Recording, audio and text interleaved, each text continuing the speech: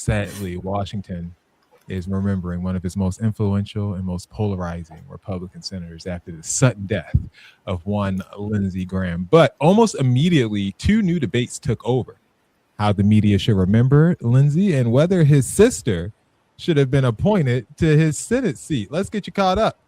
Lindsey Graham served in the U.S. Senate for more than 20 years, becoming one of Washington's most recognizable Republican voices. Over the years, he built relationships across the aisle while also becoming one of Donald Trump's closest allies during Donald Trump's presidency. Even he once said this. He loved him so much. He said this about our commander-in-chief. And you know how you make America great again? Tell Donald Trump to go to hell. I mean, maybe not that way. He's a race-baiting, xenophobic, religious bigot. He doesn't represent my party. He doesn't represent the values that the men and women who wear the uniform are fighting for. I'm sorry, I meant this one, sorry. So, I want to start with a bunch of thank yous. I want to thank the big guy, God. Trump comes later. Mr. President, you're not far behind God, but we're going to start with him. Wow, what a change in how you address someone. First, he needs to go to hell. Then he's a xenophobic, racist bigot. And now he's second to God. That's crazy, right? The big guy. The big guy. Big guy. Big guy. Yeah. SpongeBob. All right. Officials say Graham died suddenly after suffering an aortic dissection, myocardial infarction. A rare medical emergency. Sorry, we're not laughing because this happened to him. Inside joke. Me and Tao, was this the only class we had together in college? Probably. It literally was the only class we've ever had together. Yeah, we had a health class together, and the only thing we remember from that class is the medical term for a heart attack, which is a myocardial infarction. That's the only thing that we remember from that class. But I digress. But an aortic dissection is a rare medical emergency involving a tear in the heart. Doctors say that the condition develops rapidly and often becomes fatal without immediate emergency surgery.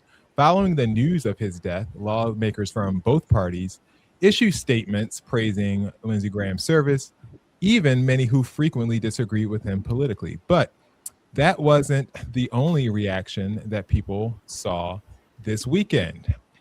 Trump, for his part, had this to say about what he knows before we get into what else people had to say. You have any suspicions or worries? Do you think we know the whole story about his death? Well, I think we do. We've had great doctors, and they talked about, a certain part of his body literally blew up.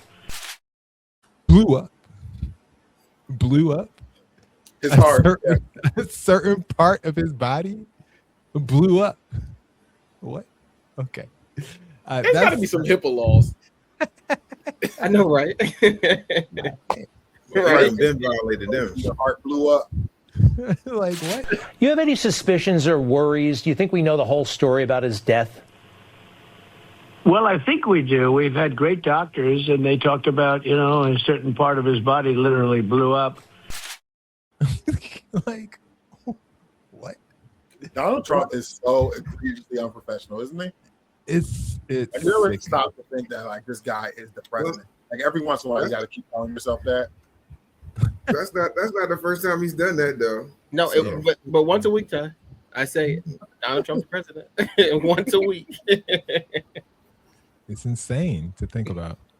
A separate debate has erupted around how the media should cover the death of Lindsey Graham. Political commentator Mehdi Hasan argued that remembering someone's full public record isn't the same as celebrating their death, and he thinks you should be able to do the former. I'm not of the school that says when a politician dies, a public figure dies, we treat them like a private figure and just shut up. I don't think journalism should turn into hagiography. At Zeteo, for example, we published a list of what Graham said and did. We just let the facts speak for themselves. He was a man who said awful things, genocidal things, racist things, and we put that on the record for people to see. That doesn't mean he didn't also do, I'm sure, good things in Congress as well. But overwhelmingly, He argued for wars, including this Iran war that outlives him, that killed 100 schoolgirls on day one of the war. He argued for the Iraq war that you and I opposed, that killed over 1 million people. He never met a Middle East country he didn't want to invade. And I think that's how we should remember him. We should remember the full record. The problem is when powerful people die, people in our media, especially mainstream corporate media, want to just do hagiography and say, what a wonderful person they were. Weren't they lovely? And I'm sure many of those powerful people were lovely and they have families who love them. But as journalists, our job is to say, here's what they did, here's the truth about their life and record, here's an accurate obituary. And with Lindsey Graham, the man has a ton of blood on his hands, and we shouldn't just forget that. Hagiography. I may start using that term. I like that. New word alert, Ty. Add it to the dictionary. Hagiography. Let me look that up. That interview has sparked a much bigger conversation online. Is there a difference between criticizing their official record and celebrating their death? While that debate, though, was unfolding, another controversy was developing inside of South Carolina politics. Governor Henry McMaster, one of the most slave ownerish names in the history of the United States. Henry McMaster. He don't got that Jefferson Beauregard Sessions the third beat. But not only is he a master, he's a McMaster. Like that. Come on. That's a different level right there. Governor Henry McMaster announced that he was appointing Lindsey Graham's sister. Get a little of this name, Bill. Darline Graham Nordone.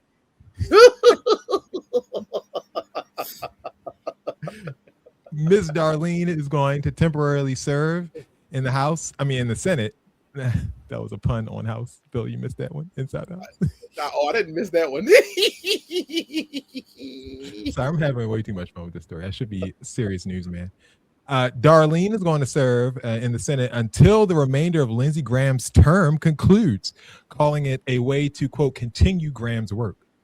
The appointment immediately generated debate, not simply because she's Graham's sister, but because she's literally never previously held elected office. Many states allow governors to appoint temporary senators when vacancies occur, although the rules vary by state. In this case, though, the appointment has prompted broader questions about whether selecting a family member is an appropriate tribute or something that voters should ultimately be able to decide through a different process. So, first question, how should we remember controversial political figures after they die? And second, how do you feel about this appointment of the sister in Lindsey Graham's steed for a senator? What do you think, Bill? Well, I think that we should honor all of the work that Lindsey Graham has done in the Senate. I think he was one of, he's reached across the aisle, right? Like he got work done. Cory Booker, Dexter, you all right? Cory Booker has spoken, and I think that the man is no longer alive. Get it out. Go ahead, get it out. Go ahead, finish. I'm trying. And I think that if his sister wants to continue his legacy, then Governor McMaster has every right to appoint our dearly departed Lindsey's sister, and she should continue on the work. Bravo. Job well done. Sister Lindsey. Dex, what was your reaction to Lindsey Graham's sister appointment? And do you think, though, we should honor the dead in a way by not bringing up all of their, downfalls? Like everything they did while they were here? That's interesting. When I first saw this, though, my very first thought was Shonda Rhimes will pay for her sins against America, specifically my political acumen. Because as soon as I saw this, I said, this isn't real. I've watched way too much Scandal to believe any of this stuff like this. What do you mean? When Donald Trump first talked about Lindsey passing, the very first thing he said was, I talked to him yesterday, and he was so interested in doing my Save America bill, and I know exactly what happened. Lindsey saw how Mitch McConnell was going now, and Ladybug said, I cannot have my legacy go out like that. I cannot be that person that just gets trashed in the media. I will not do it. So there was making impression. So he said that or whatever. And then they walked in his room and they said, take this pill and you're going to have a heart attack. Your heart is going to explode. Either that or we're going to expose some secrets. And I don't know what kind of secrets they was going to expose, but I'm sure they know something about him that we may not know. Or maybe we do know. And he said, I can't have my legacy go out like that either. So he took that pill, his heart exploded, and now he's dead at a young age. So he wasn't even as old as Mitch McConnell is. And now he's dead. And guess what? They put somebody else in his seat, and they told her, they said, you better do what you're told to do. And if you're not, your heart will explode too. And we can do it because look at your brother. And she said, yes, and she said, yes, master. And she got up there and she's going to, yes, McMaster. And she's going to go up there and she's going to do what she's told to do, which is you're going to fall in line. And that's the only reason why Mitch McConnell is still propped up there, because he's falling in line. What are you doing? Propped up there because he's falling in line. Do you seriously think our government would do such a thing? I watched the American government again. It's Shonda Rhimes. It's her fault. My mind don't think normal. When they say somebody died, I'm like, who killed him? What happened? What do you know? Like that. I'm sorry. I think I could speak for all Americans and say the American government would never do such a thing. Never. The American government has no history of doing such a thing. Yeah. Anyway, I'm not interested in this character Williams playing. A little bit. One, I do think I think it's appropriate to remember the whole of somebody when they pass away. I think maybe you want to give I don't know, their family a day or two to mourn or whatever, but like you can't do the things that Lindsey Graham publicly did very often and then expect people to not talk about those things when he passed away. That's not a thing. This is the same thing we were talking about with a lot of different issues. We are constantly telling people what they should and should not say publicly about issues that are happening in America. He was a senator. He was a very interesting character. He's changed his positions on people multiple times. Changed positions, flipped. But like, is that necessary? He's done quite a bit of. Wait, is that necessary? Like listening to you say it, it almost sounds like I'm back to where Will is saying, where he's like, you should just respect the person for what they've done, because it's important that people understand that he was a dirtbag. Like yes. What if they whitewashed Hitler and said, "Oh, not saying Lindsey Graham was Hitler, but let's just say he was." Why would you try to talk about, oh, Hitler was a great leader, he was a great orator? Like, when a person dies that you don't care for, you just don't comment on them. You just let their family and their friends pay their that's not. I mean, it's not necessary. You don't have that's the case. That's the case in public office. I think about somebody like Aaliyah. Aaliyah's a perfect example of this. Like, people say all these great things about her, but then they're like, well, she did this, and the third. And it's like, let the people rest in peace. At some point, you just leave it alone. Yeah, but I mean, people live their lives. I feel like you should be able to report on the whole of someone's, especially someone like Lindsey Graham. We can't have politicians going around thinking that we're not going to drag them when they're dead if they're over here doing stupid stuff. Why are you dragging somebody when they're dead? That's crazy. They're not here to hear it. What does it matter? Because their family and friends are. Lindsey Graham specifically was so absurd with his split that it was masterful. It wasn't even masterful. It was just totally ridiculous. How he would just woke up one day, it was Donald Trump's best friend. It was ridiculous, and we know it was ridiculous, and it is what it is. Maybe he just realized that the president of the United States was the best thing for his career. Yes, he did. Like most other people.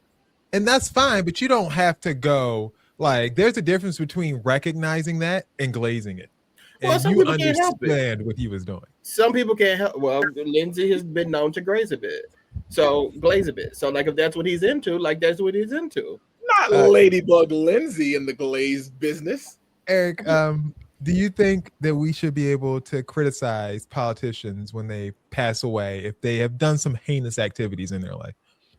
Like advocate for the bombing and be giddy on Fox News anytime there's a bombing mentioned outside the United States. He is like fully on board.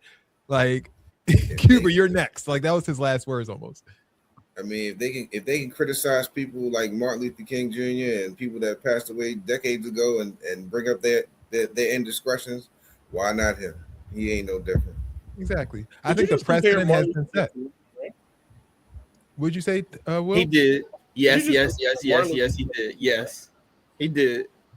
No, he was just saying if we can criticize, for instance, Jesus after he's dead, why in the world is Lindsey Graham immune Jesus from that? Alive.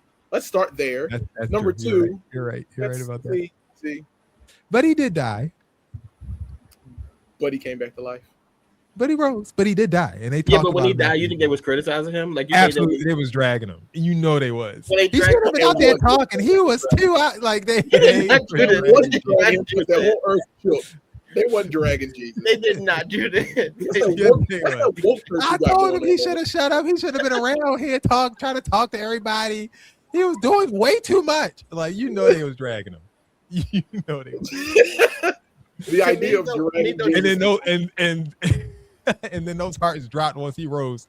I low-key feel like this is like how people are with gangs and stuff. Like when people who you don't agree with, they pass away, you want to drag them and say all these negative things about them. But then when somebody you actually care about, like this same thing happens to them, you're not going to be okay with them dragging them and saying these negative things about it. So just be the example, be the change you want to see. We can't change it now. The precedent's been set. It is what it is. Sorry, Lindsey. Shouldn't have been a dirtbag. Speaking of dirt and Lindsey, literally on the record, we're not going to erase that. But rest in peace, sure. Yes, absolutely. We hope you have a wonderful rest, and wherever you are, I hope you have a good rest. We hope that He's somewhere hot. He's somewhere warm. It's warm. It's warm there. Warm? You think so? If you believe in those kind of things. No, I don't think it's tropical in nature. I think it's incinerator in nature. Oh, okay.